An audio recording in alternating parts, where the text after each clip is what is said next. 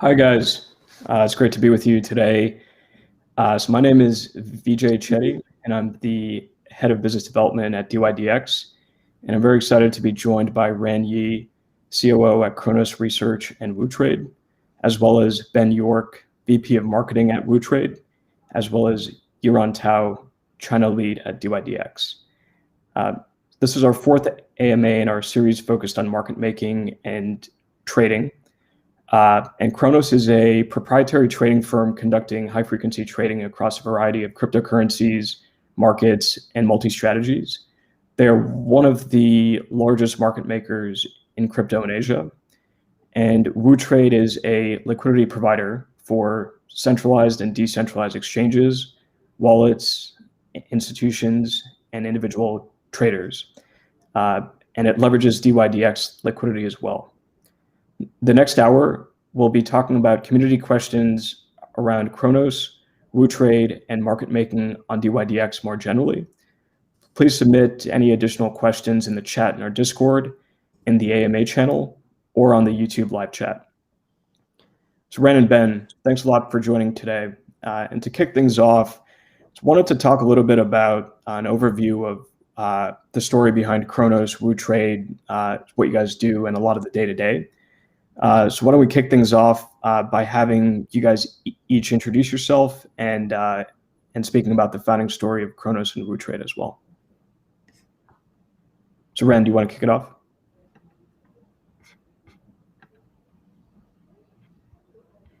Or Ben, if you want to go ahead.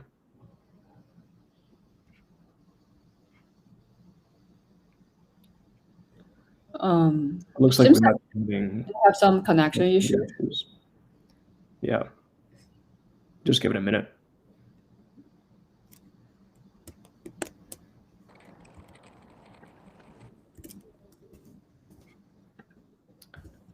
Great. So Ran, are you able to hear us? Yes. Yeah, I have some connection issues. Okay, great. And I guess we'll give it a second to see if Ben can join. But in the meantime, do you want to go ahead and introduce yourself and the founding story of Kronos and Wootrade? Yes, sure. I'm Ran. Hi, everyone. Thanks for having me, dYdX. I'm the COO of Kronos and Wootrade, and we have two companies. The first one was founded about 3 years ago in 2018. And that's Kronos Research, and we're a quantitative crypto trading firm. We specialize in more higher frequency strategies. By volume, we're one of the larger guys around, and we trade a variety of making, taking, arbitrage type of strategies on mostly centralized exchanges. And dYdX is one of the first decentralized exchanges that we are trading on. And that's Kronos in a nutshell. There's about 60 people, mostly in Asia. And we created a platform called Wootrade about 2 years ago. And Wootrade is essentially a liquidity pool that aims to connect liquidity from around the world in CeFi and DeFi and across different chains. Okay, so Ben's here. And yeah, that's Wootrade in a nutshell. So then both, we have a partnership with dYdX. And we're working to inject our liquidity onto dYdX and provide thicker order books there. Wootrade has about 40, 50 people now, and it's fastly growing. Yeah, that's the story. Thanks for having me. Yep. Great. So thanks for that, Ran. And Ben, so do you want to introduce yourself and maybe you could speak a bit to sort of what the rationale behind the launch of Wootrade was and what you guys are hoping to achieve in the vision. Yeah. Hey, Vijay. Thanks for having me. Sorry about the connection issues. I hope it's better now. We sounding good? Much better. Awesome. Okay, great. Well, I missed Ran's intro, but Ran usually does a very good job of explaining how like Kronos, was created, and then they saw the need for better liquidity, and then that led to Wootrade. and then how DeFi has emerged. And we have the same opportunities to do what we were doing in the CeFi space on the DeFi side. So I think, yeah, I mean, that's the main idea. And I think we can get into it a little bit more later. Cool. But yeah, I'm really, really happy to be here. Awesome. So Ren, could you talk a little bit about the market making strategies that Kronos focuses on, and when you guys trade, do you generally stay market neutral, or how do you think about market making in general? Sure. So we have a few types of what we call high frequency strategies. Market making implies adding liquidity to order books. So we have a team that specializes in doing that. And within this, we have a few types of strategies. I think the more generic market making strategies are just posting on the order book and trying to get an estimate of fair price across different exchanges. So we would be posting across different exchanges around what we believe is a fair price, and whether it's DeFi or CeFi, and if a trade that happens, we hedge somewhere else, and we try to stay market neutral. I mean, that's kind of very generic market making. But on top of that, we add in other types of strategies, including ones that are meant to some exchanges require us to fulfill order book requirements. So a lot of times we have strategies just for that, just to post and improve the depth on the order book. We also have strategies that are very signal driven. I think that's where generally we are best at. So we have a bunch of what we call alphas, which represent predictions of our strategies over some horizon in the future. In high frequency space, it's a very short period of time. It could be something like 30 seconds to a few minutes, and we would add liquidity, post orders, or take liquidity based on these signals. So then we're making or taking on exchanges. So then that's adding liquidity or generating volume. So then both sides would benefit and exchange. So I think in general that's kind of the active market making, and the latter part is more signal driven. We also have arbitrage type of strategies that look at price differences across different exchanges and spot futures, look at funding rates, and tries to arbitrage out any price discrepancies between the different venues and between the different products. So that's another piece of high frequency. You can call that market making because often it will be adding liquidity, sometimes removing, and it's often the orders are placed very close to the top of the book. So I mean, these are the general types of strategies that we have. Got it. That makes a lot of sense, and great to kind of hear a bit more around that. I'm sure, especially on the funding rate ARB side, you guys are seeing a lot of interesting kind of dislocations and differentials there to trade. So I wanted to follow up a bit on the concept you mentioned a bit earlier around a fair price, and how do you guys generally think about what a fair price is in markets more generally? Obviously in crypto markets, there can be such vastly differing prices on different venues and things like that. Is that something you guys have kind of a high level framework around that you could speak to? Yeah. I would say it's just looking at where the liquidity is, right? So liquidity is scattered among mostly the top exchanges and some liquidity providers, and more recently in DeFi. So price discovery happens, or the focus. I mean, if you imagine, there's some trades that we call lead lag type of trades, where price discovery happens in one place and then it spreads across different venues, right? So typically now, it's at a venue with large amounts of volume, say Binance, right? And then it spreads across. Lastly, it goes to DeFi, to the AMM pools. I think that's kind of how that process happens. So then, if you think about fair price, it would happen, at a centralized exchange or a mixture of centralized exchanges, and the trend has been that price has shifted from Asia in the past few years, where price discovery happens to more and more the states, and I think more and more to DeFi, right? So I think in the future, perhaps fair price can be discovered on dYdX, right, going forward. So I think that's generally how we think about it. So it's a function of just general volumes and where liquidity and where all the people are. Got it. That's great. Could you talk a little bit about the split of focus that you guys have? I think you're on mute, VJ.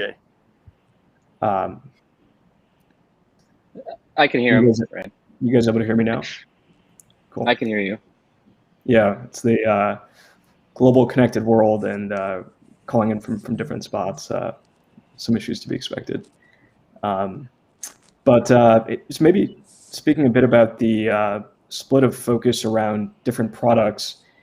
How do you guys think about the split between spot and derivatives in your book, more at kind of a higher level, and derivatives meaning kind of perpetuals, futures? Can others hear VJ, or is it just me? I can hear him. Yeah, we can hear VJ, I think.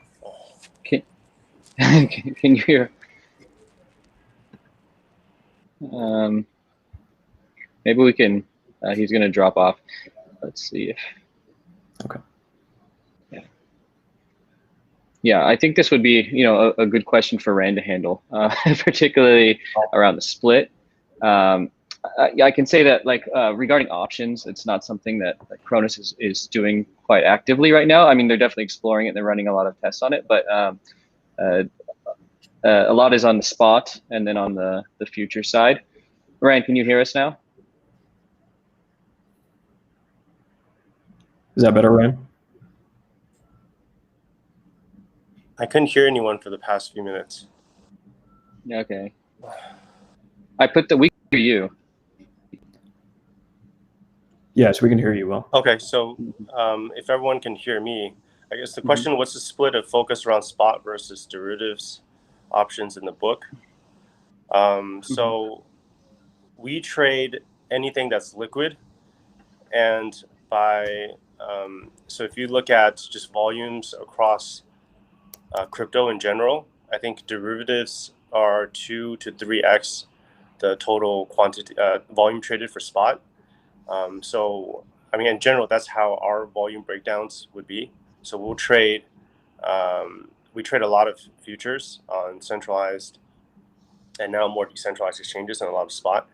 Unfortunately, options, there's relatively thin books in exchanges.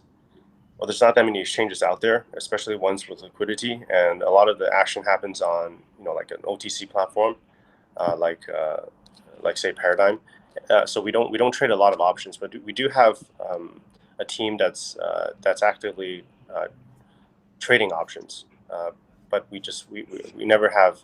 don't have huge volumes for that. But for spot and futures, we're typically I think top 10, if not higher, on any of the centralized exchanges in terms of volume. So essentially, I mean, as a trader, you go where the action is. So anything that's very liquid, there's a lot of participation, a lot of activity, a lot of volume. Kronos wants to be there to trade. Yeah, that makes a lot of sense. So the next question that we had here is really around kind of the operations and sort of a day in the life of Kronos at large. Like, how does that look? Let me try to put on my earphones. Okay, so the next question is, what does a day in the life look like? Okay. Well, from the trading team's perspective, I think so. Everyone gets in at the trading team's headed up by Mark, one of the co-founders, and so he has a background from Citadel, from Nightcap, and has spent his whole career in high-frequency trading. Now, we do have different heads of trading for different strategies, like one for arbitrage, one for systematic trend following, for discretionary, for each strategy. And they're kind of different, right? But then everyone the first thing they do when they wake up is check P&Ls, right? So then whether we won, we lost or made money. So it's especially important on days that are very highly volatile.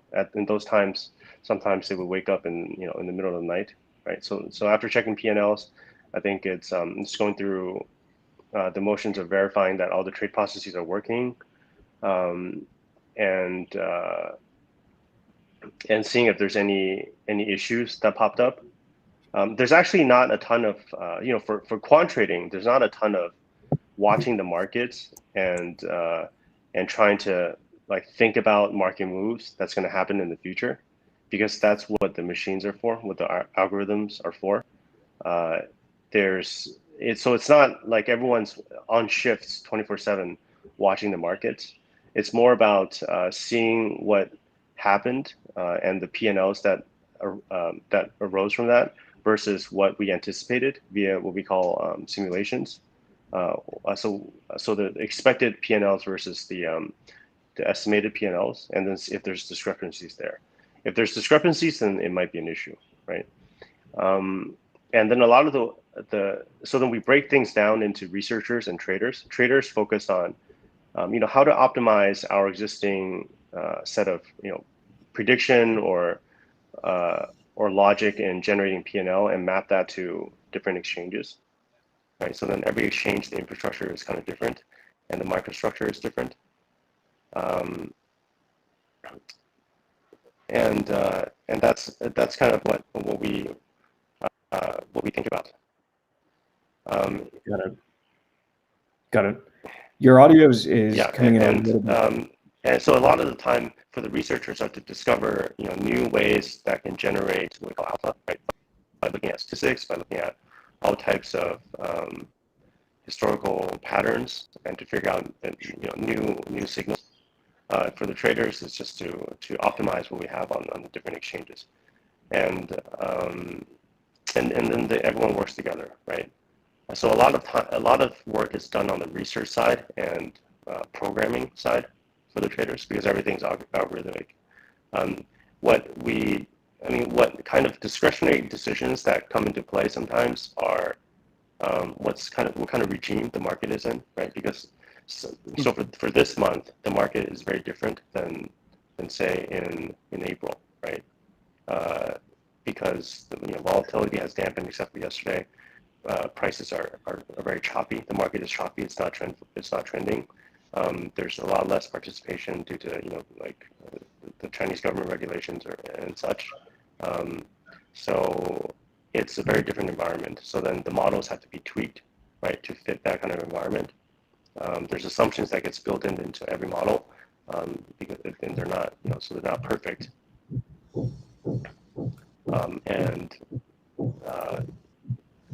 So there's assumptions that gets built in every model, and that constantly needs to be tweaked. So I think that's generally what a day will be like, and we have various risk management processes in place so that if there's any instance of an event that happens with an exchange or with a trade, the system starts pinging people and calling people. So sometimes during, say, volatile markets or system failures, oftentimes exchange APIs or exchanges are down. The traders would be waking up in the middle of the night via calls by the system. Got it. That's kind of a typical day. Got it. Yeah. Yeah, that's it definitely seems like you guys have a pretty robust system and kind of a framework there. And if there's ever any exceptions, the traders get pinged late night. It's great to kind of have the breakdown you provided, Bren. I think kind of the last one we wanted to talk about in this section is just maybe, Ben, you might be able to speak to this as well, but how do you guys generally stay on top of all the DeFi activity and determine which projects to get involved with? Are there kind of certain signals that you guys rely on for that? Okay, sure. Hopefully my audio sounds a little bit less robotic than Rand's did. And just following up on what Rand said, I don't know if that's a typical day with traders getting woken up in the middle of the night, but maybe in our industry it happens more frequently than we'd like to. But I think, Yeah, I think for the most part, things are pretty organized. So yeah, it's not as much chaos as you might think. Yeah, in terms of like how we stay on top of DeFi activity, I think we're a little bit different than maybe some of the other firms in this space who are more focused on things like yield farming and just kind of moving the funds around in a very active manner. Because we tend to, like what Rand said, we go where the action is. So we kind of know where we're going to be trading on. And then it's just a matter of, adjusting the strategy for that. So active liquidity provision, like we're doing on dYdX, or even on something like Uniswap v3, where you can be very active in it. These are things we go to. In terms of stats, I mean, volumes would be the key one, right? So you don't need very advanced stats to see how much like users, accounts, daily trading volume, like that's just something you can pull from something like CoinGecko or CoinMarketCap. And sorry, that was okay. Yeah, and then as personally, I also look at things like sentiment for things that are more like on-chain analysis. But that's more of like personal preference, right? Kind of seeing how individual tokens are doing, but that's more different from the trading, right? Obviously, the trading team will collect a lot of their data from the CeFi side, right? So they have a lot of data there, and then they just apply that to DeFi. So we're quite unique in that we kind of trade on both for that. Yeah, that's great. Cool. So why don't we switch gears a bit and deep dive on the Wootrade side of the business, and I'll turn it over to Yaron to lead that section. Hi. Hey Ben. Hi, nice Yaron. to meet you. Yeah. So we know each other very well. Yeah. So I have some questions around the product and the community for you. So the first thing we are curious about is that who is the target user basis between Wootrade versus Kronos? Target user base for Wootrade versus Kronos. Well, I guess Kronos, like the user base would be exchanges and trading platforms, right? And then in Wootrade, we would break it up, I think, into like three main key ones, which would be like individual traders, which could be like either professional or retail. Then it would be like institutional, which could be like an exchange client. It could be someone like dYdX, or it could be like a trading team, right? And then the third one would be just like DeFi protocols, which is something like we're getting into with like Uniswap v3 or 0x, or on BSC, some sort of like aggregator like 1inch can be essentially like a broker by directing flow to us. So these are three very different user bases. And if you want to break that up within like regionally as well, like, I mean, it's really, this part can be quite complex, but yeah, I think, all of those are people we're interested in, because the number one priority is just capturing flow. Very diverse flow would be the key there from all different sources, and then connecting it, aggregating it, and that allows us to provide the best pricing and deepest liquidity. Yeah, understood. So so how does Kronos interact with Wootrade and also like other decentralized exchanges like dYdX? I think you also mentioned some other DeFi protocols, right? Can you explain a little bit more about this? Okay. Well, yeah, there's two like main ways you can kind of interact with like Wootrade's network. You can either trade directly on it using it as like a primary trading platform, or you can use it as a place to hedge, right? And so hedging is a way, like Vijay mentioned earlier, about being market neutral. You don't want to have too much exposure to one asset, especially on market conditions like this week. You don't. So managing risk is very important. So when we're trading on dYdX, for example, like Kronos can be the active trader in dYdX and then hedge any sort of position risk on Wootrade. The benefit being that Wootrade, low fees or zero fees and very deep liquidity, it makes it very useful as a place to hedge. It makes it very efficient for hedging. And we see other exchange trading teams using Wootrade for the same thing, right?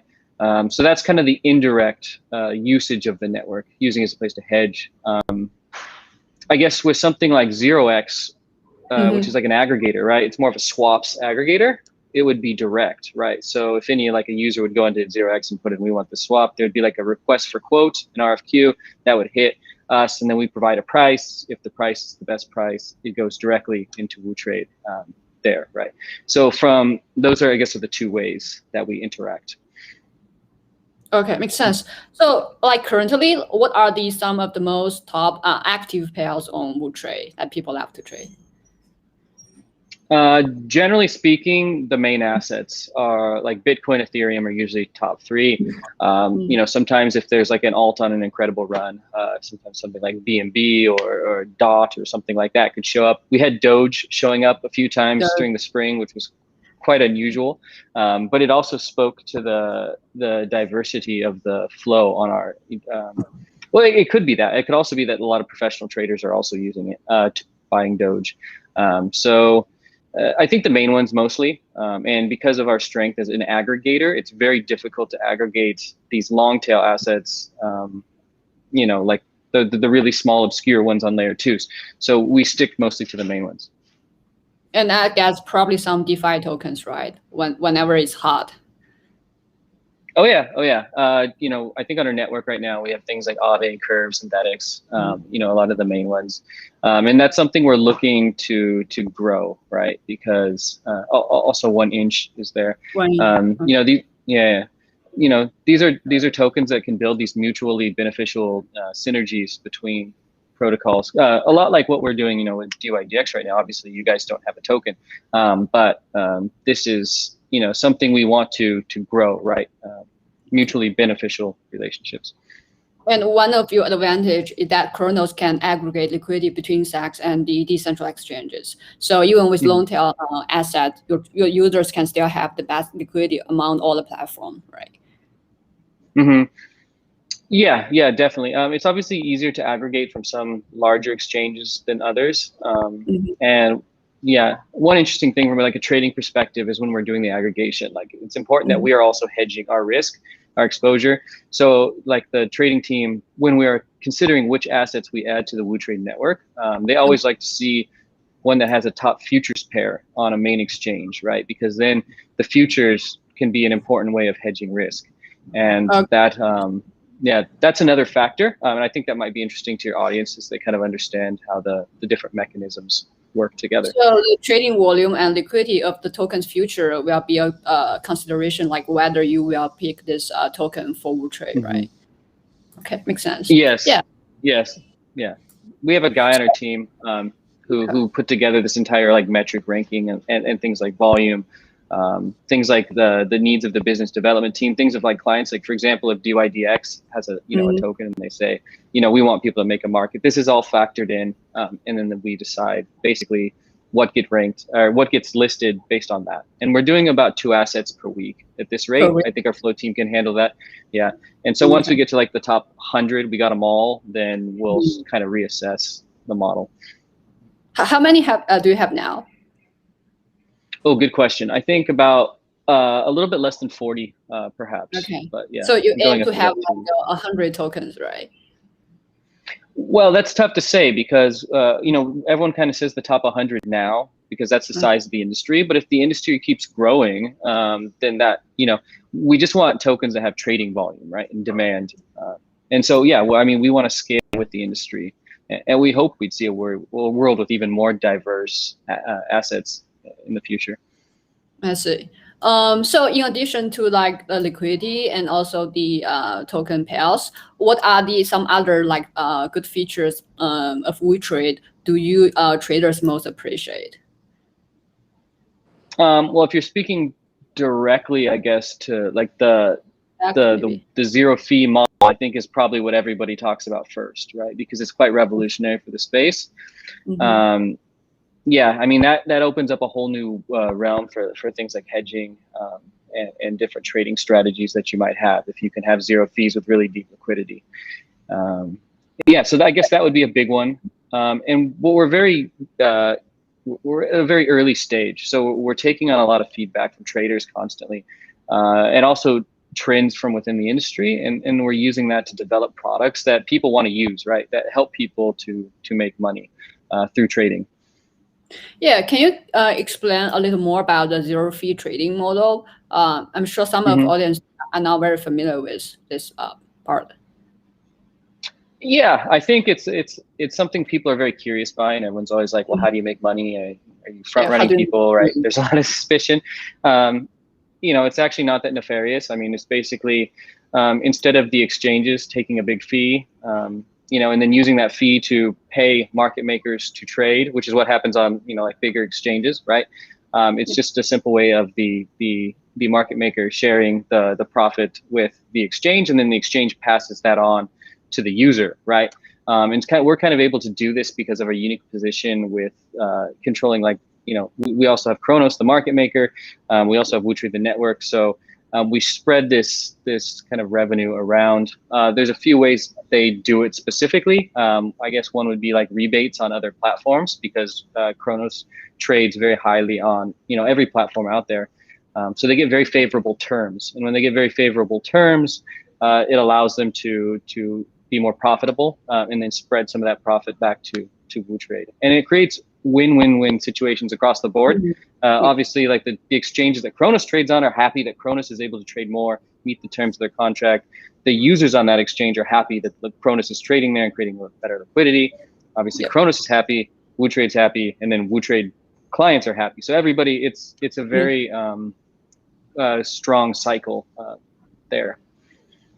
I see. But from a user's perspective, I don't need to pay fees for my trading activities, right?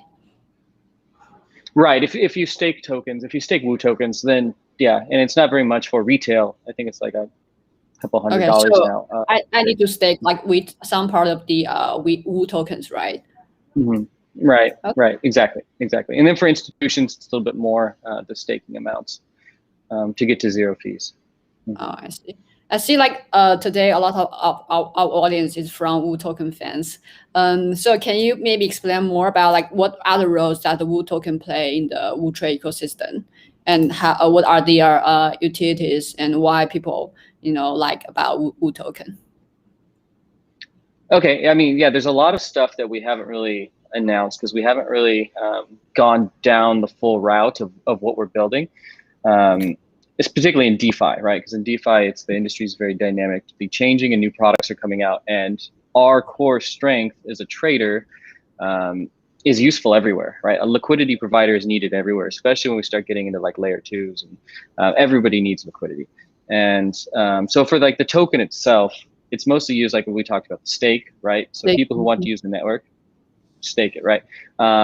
There's also, because we're traders, we're very good at making yield, right? And this is sustainable yield, low risk yield, right? Which we've all sat through the last year and a half of DeFi, and we've seen the ridiculous APYs, 300%, whatever. Then that's not going to last forever. And then there's a lot of users who want more sustainable yield. So this is what we're going to be able to provide. And then, the Woo token is going to be key to that as well. There's also a lot of channel. Go ahead. You mean the Woo token? So the Woo token may play a role in the revenue sharing of the trading team's profit. Yeah, exactly. Oh, okay. Yeah, makes sense. Yeah, and then it's just a different investment products really that we're building, and those are going to be accessible through the Woo token, and then you can capture some of the value. So we're very optimistic that like platform growth is going to be a key driver, just as more people are staking, locking it up. And then on the other side, like everybody wants yield, right? So that's going to be another key driver. It seems that you also participate in some of the DeFi protocol governance from the Wootrade community. Yeah, I'm personally fascinated by the governance side because this is like more than a blockchain issue. It's even like a social issue. How to get people engaged, put the interest of the protocol ahead of the interest of themselves, right? Like these are all things we deal with in society. And on the blockchain level, like we want to decentralize Wootrade because we want the whole idea was to empower individuals, let the value capture flow to the token holders. And right, we're studying a lot of like our partners. So anyone who has a DAO, right, we're looking at it. A great example is Bancor, which is a swaps, on Ethereum. I think most of your DeFi users are familiar with Bancor. And they have a very active governance model, but it also has issues, right? So we're looking at all this, and it's quite fascinating. But the Woo token over the long run, it will benefit us from a legal regulatory perspective to be a DAO. And I think also from, people who want to trade on a network, they don't want it to be like, oh, that's Kronos's network, right? We want this to be like a decentralized network that everybody feels welcome in. Everybody has a vested interest and things like that. And yeah, I'd be curious how you guys are doing it on that as well. This is something we could talk about offline. Yeah, of course. So my last question for you is that in addition to the things we have talked about, what are the other growth strategy and your competitive advantage compared to other like more established exchanges? We don't see ourselves as competitors, right? The ideal situation is that every exchange that's out there right now, and then even more that are being built, you know, these are successful and more people start entering the industry. They start buying cryptocurrency. These exchanges need liquidity. They connect to Wootrade's network, right? That's a perfect solution, right? And that's like kind of what we're doing with dYdX, right? Like we don't want to build this like decentralized futures protocol and then try to market it, you know, user acquisition and customer support. We don't want to deal with this because that's what you guys special in. That's what other exchanges specialize in. So we're very happy to be the infrastructure provider, right? In terms of like what we offer against, you know, as a trading network or a liquidity provider, like our fees, because we're the team, not me, don't get this wrong. The team is a very sophisticated trading team. I'm a very bad trader myself, but because we are quite sophisticated and from, you know, like a traditional background, they're able to do things more efficiently, I guess, than other platforms. And that plays a huge role in being, you know, capital efficient, profitable.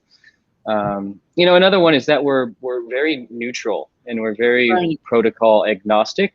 So we're very easy to combine with other communities, and you know, we're also nice people, so people tend to like us. So I guess all of these things, you know, we have quite a few competitive advantages, but yeah. Cool. Yeah, that all makes sense. I think right now I'm going to turn it back to Vijay to talk about more about the risk management around market making. Yeah, it's a good segue into that. So Ren, are we? Is your signal back online? Are you able to hear us? So given that, why don't we park the trading and risk management questions for the end, and I'll turn it back to Yaron to wrap up on community building in Asia in general and sort of the issues and the challenges around that. So why don't you wrap that section up, Yaron? Okay, yeah, no problem. So I think one special thing about you guys is that you started in the Asia, but you are also like globally respected and well known. So we are curious to learn more about like what are the advantage and also challenges of building in Asia, and what kind of lessons you have learned. All right. Well, Asia is a very challenging market just because you have areas like Korea, Japan, China, Taiwan, and like these are all different regions that are very different, right? In terms of the companies that are there, the exchanges that are there, the language, obviously. So that's a bit of a challenge from a marketing standpoint and from like a market penetration standpoint. But just like when you look at the volume of trading that comes from Asia, it's much higher than what you have in North America. And then I mean, you look at all the players in the space. I mean, they're all in like Singapore, they're all in Hong Kong. You know, like Three Arrows Capital, like Binance obviously came out of Asia. FTX, I think, is you know out here as well. So that's an advantage, I guess, being out here. Close to all the activities and traders, right? And active firms, right? Yep. Exactly. Yeah. So yeah, what are the like challenges like of building in Asia then? Well, I mean, that would be the challenge. And then obviously like from a trust issue, like when we're talking to these really big, you know, Western entities, and let's not kid ourselves, a lot of the investment is coming from like Europe and North America. We have to be a part of that, right? If we're going to succeed, you know, we have to be a part of that. So then, you know, the trust, I guess, because we're not there, you can't have face-to-face meetings. You know, this kind of custodial stuff can be a trust issue. So that would be another challenge. But I think more and more, this is becoming less of an issue, right? Yeah. I see. Yeah. Like, how about building teams itself from Asia? Do you see like a difference building team like in the US versus in Asia? Like building an actual team of Yeah. developers and traders? Yeah, and traders. This is a very interesting question because we set up our headquarters in Taiwan, which is very close to a lot of like North American tech companies. You have like Amazon, you know, Facebook, and you know, a lot of people want to be very close to China without some of the more regulatory risks. So it's a very rich developer scene. But then on the back end, some of the strongest back end developers actually come from like mainland China, where they're very strong core competencies. And you'll even ask them, like the ones that, you know, obviously have studied abroad and worked abroad. Like they definitely feel like it's more of a institutional thing. But then you look over at the developers on the Western side, maybe more indie developers and you know, like cyberpunk type, right, where it's less industrial development, I guess would be an interesting way to put it. So that's kind of the thing that we're doing, but we're hiring very aggressively in other markets because we want to have that diversity and to be able to be, you know, each different, especially the things like front end and user experience, you know, you have to have diversity to build a strong product like you guys do. I love your visual design, even your video intros, and like I use dYdX quite often. I've been using it since the alpha, and it's you know, the user experience is quite high. I see. So next question would be like, what are the challenges of getting more Asia users and pro traders into DeFi? Do you see a trend that people are coming from Asia to DeFi? And if not, what are the things it's missing, and what part should we do better? Yeah, this is an interesting question, and we're seeing a lot of like the Korean DeFi is going to like more Korean DeFi products. We're seeing things like Terra getting a lot of you know, growth, and and so that's, I mean, that's interesting. If it's supposed to be connected and global, but we're still seeing like certain regions flock to protocols in their area. I think that's something we can do better. You know, we can be more global and connect, collaborate better across regions. Especially like in China, it's very tough because the regulatory situation now. You know, but we would love to get a lot of the speculators. There's a lot of speculative money in China, right? And you know that better than anyone, in terms of, you know, getting people away from the just buying coins and then getting them to using them, right? This is a difficult thing. I think from a DeFi perspective, you guys might have, you know, an easier role of it, especially because like the layer 2, the user experience is quite similar to a layer 1. You just got to get them to deposit on layer 2, and then it's essentially like a centralized exchange. I mean, the feel from the feel is, so that could be, I mean, I think that could be easy for you guys to do. And that's something that like we want to see happen, and we want to help, you know, whatever way we can. Yeah, from our perspective, it's like user experience is definitely a key point, and some like product research. That you need to look at your product so it can fit to different regions, users, you know, user habits. Yeah. Yeah. So you also mentioned the current sentiment for crypto in Asia. So how are you guys planning for this? Anything you think is right to do right now? Well, I think diversify is the right thing to do right now, right? You don't want to be stuck in one region, and then so we're building a more decentralized team. We're hiring in more regions. We're being more flexible. We're improving like our remote working strategies. This is all something we're doing, but we don't expect it to be like this, you know, forever, because we feel like, particularly about China, I think a lot of the big Chinese exchanges, they're already like registered in Singapore or Hong Kong, so they don't even really fall under this category. So you know, a lot of times this big media hype, you know, China bans Bitcoin, like we've seen this so many times, but it doesn't actually have like a long-lasting effect, because from a regulatory standpoint, everything is still the same. Right? Yeah, makes sense. Cool. I think I'm gonna turn back to Vijay to talk about more about the risk management, about market making. Yeah, great. It's an interesting comment that you made, Ben, around more decentralized teams, just in general. Even to what we're seeing with companies like Coinbase in the States, and just kind of more distributed teams at large. That's an interesting trend to watch. Cool. So why don't we bring it back a little bit to the trading and the risk management side? So Ran, is your signal okay? Can you hear me okay? Yeah, I can hear you. Okay, perfect. Awesome. So you had given a great explanation earlier of sort of the operational framework for the trading team, and just kind of the split between the trading and the research side, the signals you guys look for, the different kind of paradigms that you adjust to depending on market conditions, and how you sort of manage edge cases, like say the middle of the night kind of crisis situations, which happen occasionally and probably in the last month a bit more frequently. So wanted to talk a little bit more about that last one, and just kind of the edge cases of the market overall. So obviously we've kind of had rapid flash crashes in the last month, but large quick moves are very common in crypto.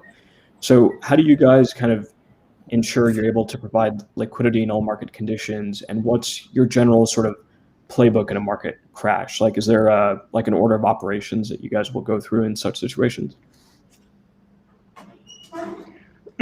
I think there's a few layers of risk involved. So on a strategy level, we have an independent risk team of 3 to 4 people, and they would place limits on the sizing of all positions. So for each strategy, there's a maximum size involved in taking on a position. And there will be what we call stop losses that happen when we pause trading, and we would just flatten like a certain symbol based on dollar loss, right? So that prevents us from losing a lot on any symbol. And for different strategies, we have different types of risk. Like for an account, like a portfolio level drawdown stop loss, we have we have max. It's essentially restraining the symbol size and restraining the loss incurred on a single position. Essentially, that diversifies kind of the risk sources. And if there's any sort of thing that happens that appears to be erroneous, we have all types of checks for that. A lot of it can be exchange related, and now exchanges have matured a ton since we started trading in 2018. But before, there were all kinds of changes that happen without telling the users, and like with an API change and such, and then everyone would be really frustrated. So we built all types of things that can prevent even like the craziest scenarios from happening, and then we just sort of stop trading or flatten trades when something like that happens. So knock on wood, we haven't hit any sort of risk event in a long time, because we've been through many such events in the past. And what we talked about, so then the system would have all types of errors that pop up, and then it would call the traders and such, and then the risk team monitors everything. So then our systems are pretty mature, I would say. Got it. And there's things like margin, right? So we borrow on and off venues, exchanges. So we have risk checks for that. We try to work with lenders on the prop side. We need to borrow, right? We try to work with lenders that have more loose, flexible margin call terms, right? Instead of any sort of liquidation. I don't think we've been liquidated for any position in a long time. So we're very wary, and we're very wary of leverage limits for single accounts, single positions. So everything is sort of checked and monitored at all times, and we have an independent team that does that. And on the strategy level, each team has their own checks and balances as well. So the whole system works well. And then we just have many layers of these things that happen. And we have many such layers on operational risk as well as security of funds, so that the whole system in place is, I would say, it's rather secure. And we're always trying to improve that process. Gotcha. Yeah, definitely sounds like a pretty robust system, and also kind of that you guys have kind of integrated a lot from the battle scars over the years. It's always, it seems like in trading, what doesn't kill you just makes you stronger. Yeah, exactly. That's great. Cool. And on that note, kind of, is there anything you can speak to in terms of Kronos' experience with integrating with dYdX's Layer 2 Perpetuals API? And on a related note, kind of when you guys build your infrastructure, do you seek to build as much kind of in-house as possible, or are there cases where you may make use of sort of third-party tools or aggregators as well? Yes, all of our infrastructure is built in-house. So we have an infra team that connects to APIs like dYdX and standardizes it for the traders, so that each trader, they can just utilize whichever, they can use the same API to trade on any exchange, right? And then it's just adjusting the parameters and such. So we have that process going on. And the feedback that I received is that, well, it's very different connecting to dYdX versus a centralized exchange, right? The APIs are different, but then that's the same for say the 0x protocol or somebody else. It's different, and we're kind of new to the DeFi space in general, as in starting this year. So it's different. And then the one thing that they asked for was more documentation on the APIs, so that every step and everything would be clear. But I think, as you guys have more traders and more HFT types of guys like us, I mean, that's going to be a natural process. Other than that, I think it's been relatively smooth. It's taken us quite a bit of time, but then the trading has started, and it will increase over time, I think, quite rapidly. So now I think it's going pretty smooth, very smooth now. Got it. There hasn't been any complaints. Yeah. That's good. Yeah. So we'll let us know any feedback. Yeah, it's very much, I think that the team at dYdX has always tried to create kind of a seamless user experience, whether it's kind of on the front end or the APIs. And so developing kind of robust API infrastructure for programmatic traders to connect into the order books has always been kind of a top priority for us. So that's great feedback. Great. So wanted to kind of wrap up with a couple of questions on kind of the DeFi landscape at large, and see if we kind of had any other final questions from the community. So to kind of wrap things up, so with Uniswap v3, we kind of saw a return to order book concepts or principles, even in DeFi to some degree. So, and of course, we're seeing from a governance standpoint, market makers getting progressively more active and public, which is kind of a break from traditional finance in a way, right, where market makers have tended to be behind the scenes. But it seems like in general, capital markets, including DeFi, have seen this evolution over the last sort of few years, especially. So curious what you guys think of that, and what you see as the role of market makers going forward in sort of an evolving DeFi landscape. And what are you guys keeping an eye out for as part of that?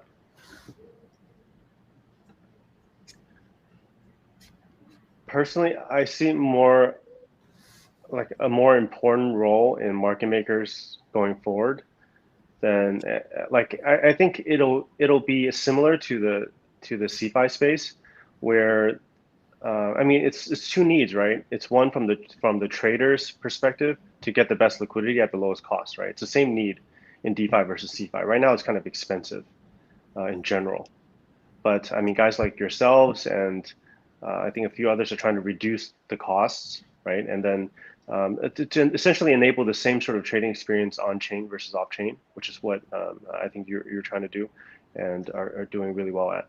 And then on the market maker side, the market makers are always trying to find counterparties to trade against, and compete on the best pricing and liquidity. which is someone, what someone like Kronos or Jump or any of these guys are trying to do. So then they'll meet, and then I think the whole liquidity and the would improve in the space, as well as the fees would decrease. I mean, that's one of the things that we did with another exchange, where to decrease swap fees down to 5-10 basis points, and it's received a lot of traction. Right, there's a lot of flow from aggregators and such. So I think it's actually easier for a market maker to capture flow on chain because of all the aggregators searching for the best prices and liquidity out there, like 1inch. Right, it's actually an easier process than CeFi, where everything is kind of siloed. And DeFi with interoperability, it's easier. So I think for the top 100, the majors, I think market makers will play a bigger and bigger role, and then protocols would design themselves to fit these needs, like Uniswap v3, like dYdX, Hashflow, right? And what we've done with on Dodo, it's fitting that role, and it's just making protocols easier, or it's giving more flexibility for market makers instead of everyone in the same pool, right? Where you can't really add value as a market maker. And it will improve pricing over time, and it'll improve the whole liquidity and trading experience for people. I think that will happen for volatile top 100 type of coins. But for long tail assets, AMMs are great, right? I think that they'll always compete I'll compete market makers, and AMMs are good for stable coins. But for the major volatile coins that require predictions, that require very skilled risk management, the people who can provide the best pricing would get a lot of the flow, right? Because everyone wants to trade for cheaper. So yeah. I think market makers will, and then as different chains pop up, like Starkware or level 2s, layer 2s, Starkware, Polygon and such, there's going to be people that need to bridge the liquidity, which is one of the things that Wootrade is trying to do right now, right? I mean, essentially, an ideal situation, I think it will happen, is someone executes a trade on Starkware, on Polygon, on ETH, and it'll have kind of the best pricing, and there will be the infrastructure in between that'll provide liquidity and match up and connect all the liquidity, and that's what we're trying to do. So yeah. I think that's kind of the overall thesis for market makers. Yeah, that's a really interesting observation on just the fact that with DeFi you get a lot of visibility into the on-chain flow, and market makers are always trying to figure out where the flow is, and so that discovery is a little bit easier there. That's interesting. Yeah, and also on the layer 2 side, I was actually going to ask a bit about that, but it sounds like you guys are keeping an eye out for the opportunities around that. Is there anything that you guys are doing that's live in terms of L2 liquidity yet, or is that something that's kind of up your sleeves and coming soon? ETH L2, no, we're live on dYdX now, but we're going to be on Arbitrum pretty soon, I think, right? And in terms of the other sort of side chains like BSC, we've been live since March, and Polygon we're on currently. So I mean, and if you consider Solana kind of a, if they ever get EVM compatible, I think everywhere that we consider each chain like an exchange, right? Where there's all types of participants, and then there's going to be people who are bridging the liquidity across exchanges, just like on centralized exchange. They're doing this. They're going to be doing this for these chains, and there's going to be cross-chain swaps, which are happening, which we're also interested in, and eventually everything is going to work together, right? It'll be, again, like if you place a trade on your favorite chain, it's going to spread across the whole network and it'll get absorbed. And by doing that, the trader will get the best fees and the best liquidity. I think that'll happen in the long run. Yeah, makes a lot of sense. Cool. So I think we may be at the hour here. So yeah, it was great to have you guys on, and thanks for taking the time. Really enjoyed the conversation, and I think we covered a very interesting range of topics, and very cool to find out that you guys have not been liquidated in a long time as well. So Yeah. I have. keep it going. Yeah. Cool. Thanks, guys. It's good Thank chatting. you. Yeah. Thank you. See you guys later. Thanks. Bye.